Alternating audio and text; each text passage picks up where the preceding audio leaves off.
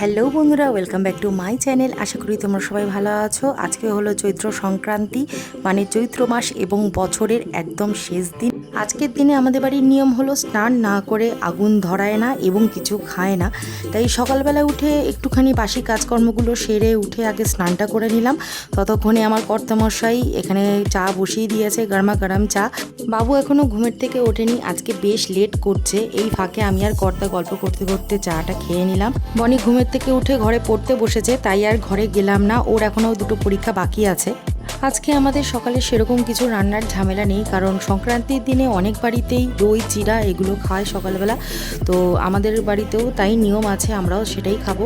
কিন্তু দুপুরবেলা রান্না করবো আজকে পাঁচন। এদিকে আমি চা খেতে খেতে বাবু উঠে গেছে, ওকে দুধ বিস্কুট দিয়ে দিলাম। ইদানিং দেখছি ও দুধ বিস্কুটটা একা একাই খেতে পারছে। হ্যাঁ, একা হয়তো ঠিকভাবে খেতে পারে না, গায়ে পড়ে, একটু নিচে পড়ে, কিন্তু এখন থেকে যদি অল্প অল্প করে ওকে একা খেতে না দিই, ও একা খেতে শিখবে না।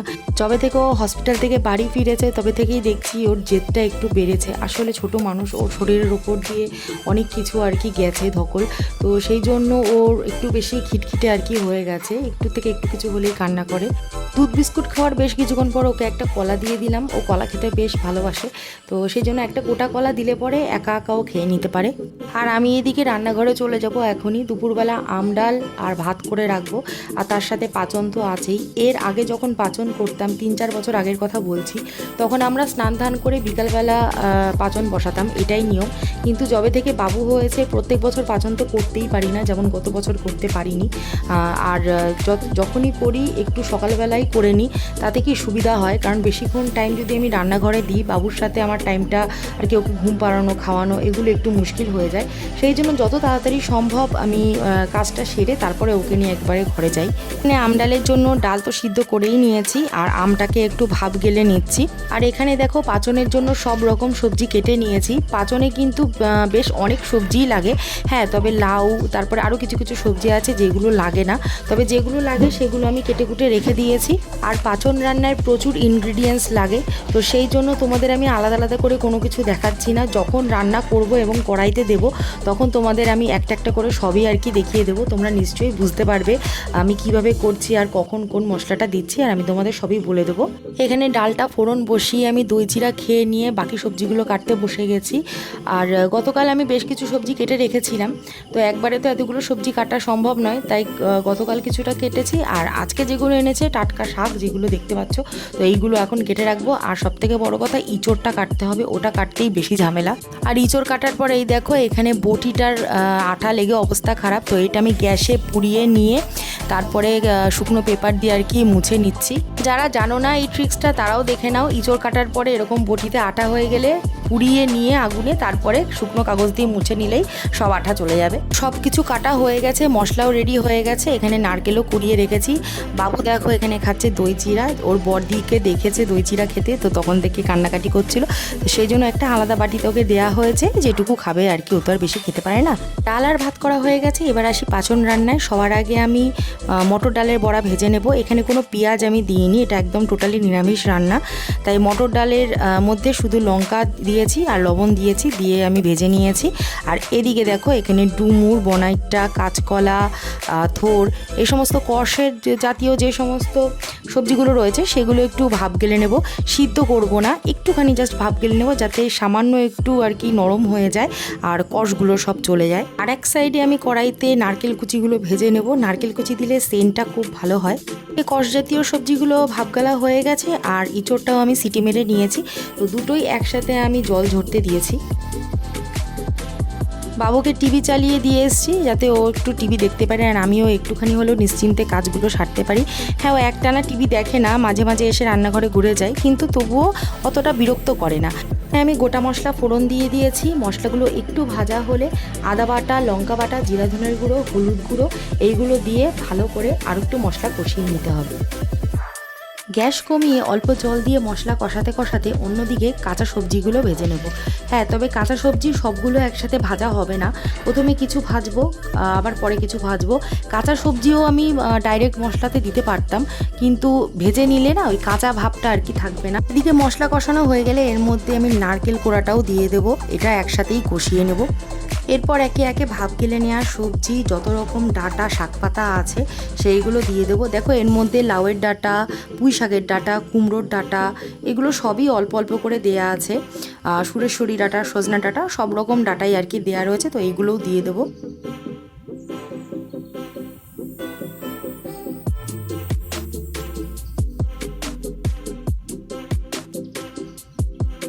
ডাঁটা আর শাক একটু কষানো হলে আগে থেকে ভেজে রাখা পটল আর গাজর দিয়ে দেবো।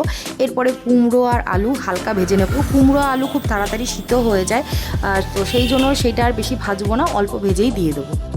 এরপর দেব শিমের দানা। শিমের দানা পাচনে একটা বিশেষ ভূমিকা নেয়, কারণ শিমের দানা ছাড়া পাচন সত্যি যেন পাচনের মতন লাগে না। শিমের দানাগুলো গতকাল রাতে আমার শাশুড়ি মা শুকনো খোলায় ভেজে রেখে দিয়েছিল, তারপরে আমাকে দিয়েছিল, আমি সারা রাত জলে ভিজিয়ে রেখে এখন তরকারিতে দিয়ে দেবো। এরপর দেব বরবটি। বরবটিটা আর ভাজিনি, এটা কাঁচাই দেবো, আর এর সাথে কুমড়ো আর আলুও দিয়ে দেবো। দেখো সব রকম সবজি অল্প অল্প করে দিতে দিতে কতটা হয়ে গেছে, দেখে মনে হচ্ছে যেন আমি মহাভোজ বাড়ি রান্না করছি। আর বেশ এক কড়াই আর কি হয়েছে, প্রত্যেকবারই এই কড়াইতে আমি রান্না করি, তো এরকম এক কড়াই আর কি টাপে টাপে হয়। আর দেখো দেখতেও বেশ ভালো লাগছে, নানা রকম সবজি রয়েছে, এক একটা সবজি এক একটা কালার, সবুজ, কমলা, সাদা, বেশ সুন্দর লাগছে দেখতে। সব কিছু দিয়ে কষানো হয়ে গেলে জল আর বড়াগুলো দিয়ে একদম মাখা মাখা হলে নামিয়ে নিয়েছি। আর নামানোর আগে ভাজা মশলা দিয়েছি। ভাজা মশলাটা দিলেও হয় না দিলেও হয়, আমি একটুখানি ভাজা মশলা দিয়েছি, সাথে ঘি আর গরম মশলাও দিয়েছি। তরকারি হয়ে গেলে আমি ভাগে ভাগে তুলে রেখেছি আমাদের আজকের আগামীকালের দুই ভাসুরের ঘরে, শাশুড়ির ঘরে, আর দু একটা বাড়িতেও যাবে, তো সেটাও টিফিন বক্সে আমি তুলে রেখে দিয়েছি। Good evening. এখনই তোমাদের গুড ইভিনিং বলছি, কারণ দুপুরের পরে এই তোমাদের সাথে আমার দেখা হলো।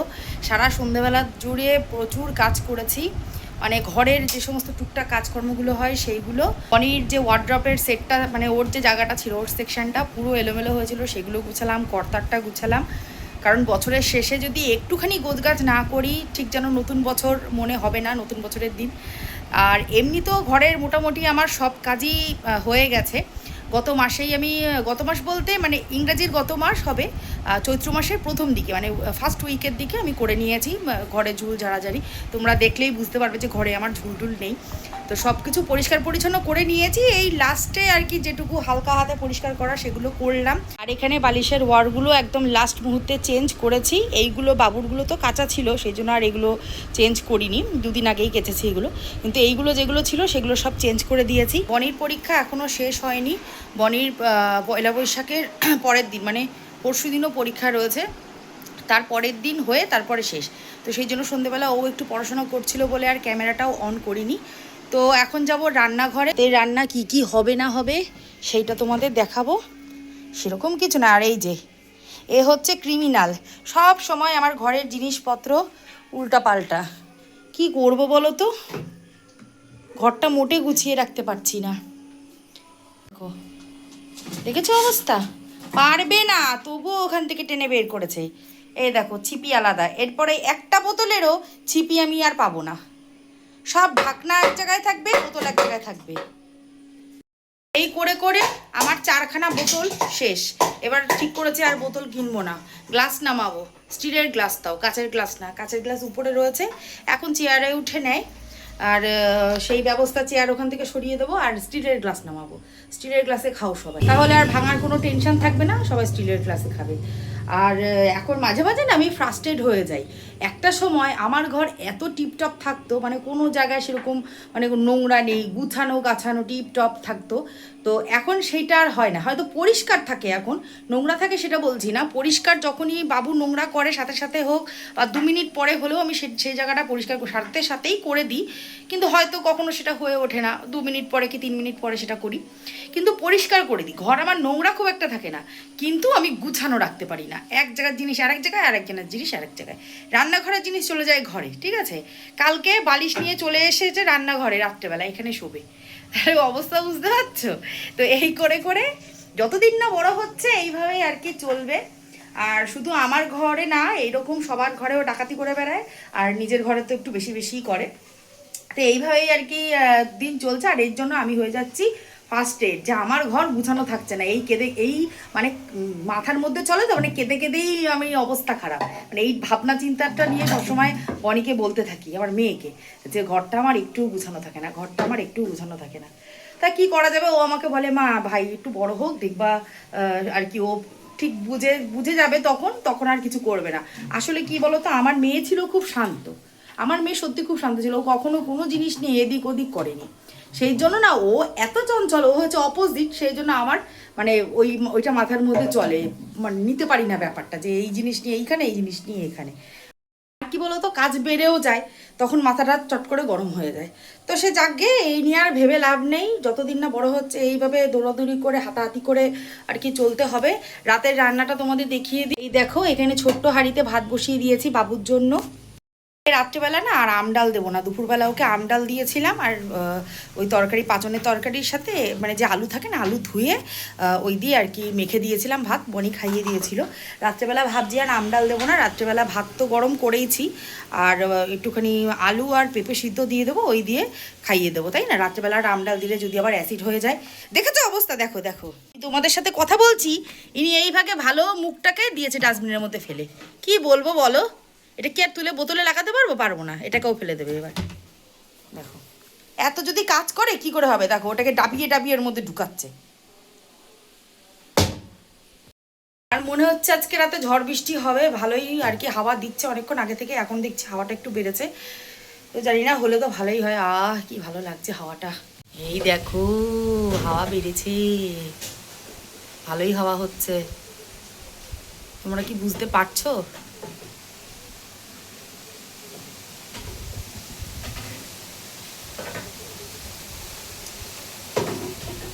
আর কি ঝড় হচ্ছে, মানে ঝড় সবে শুরু হয়েছে। তো চলো আর বেশি কথা বলবো না, আজকের বছরের শেষটা বেশ ভালোই কাটলো, আহামরি কিছু না হলেও কোনো কিছু খারাপও হয়নি, মোটামুটি আর কি কেটেছে। তো চলো আজকের ভিডিওটা আমি এখানেই শেষ করছি। এই ভিডিওতে যদি কিছু ভালো লেগে থাকে please do like, comment, share and subscribe. সবাই সুস্থ থেকো, হ্যাপি থেকো, দেখা হচ্ছে পরের ভিডিওতে, টাটা।